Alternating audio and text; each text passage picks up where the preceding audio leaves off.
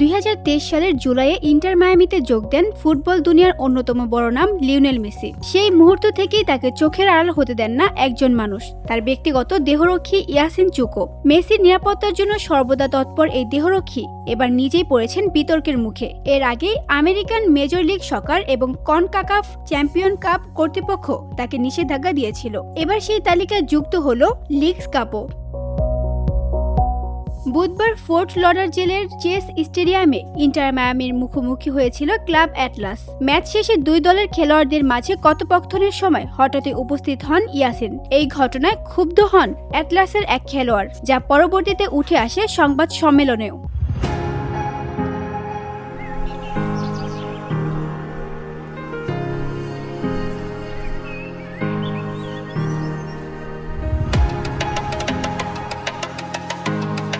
অভিযোগের ভিত্তিতে leagues cup কর্তৃপক্ষ নিল কঠোর পদক্ষেপ। লিগস কাপ ডিসিপ্লিনারি কমিটি জানান, 30 জুলাই ইন্টার মায়ামি ও ক্লাব অ্যাটলাস ম্যাচের পর অনুমতি ছাড়া সংরক্ষিত এলাকায় প্রবেশ এবং অনুপযুক্ত আচরণ করেছেন মায়ামির এক প্রতিনিধি। সে কারণে তাকে চলতি বছর প্রতিযোগিতার বাকি অংশ থেকে নিষিদ্ধ করা হয়েছে। সেই সঙ্গে ইন্টার মায়ামির ওপরও আরোপ করা হয়েছে অপ্রকাশ্য জরিমানা। নিষেধাজ্ঞা চলাকালীন ইয়াসিন আর টেকনিক্যাল এরিয়ায় প্রবেশ করতে পারবেন না। মেসিকে ঘিরে সবসময় যে বাড়তি নিরাপত্তা, তা এবার দলকে ফেলে দিল বিপাকে।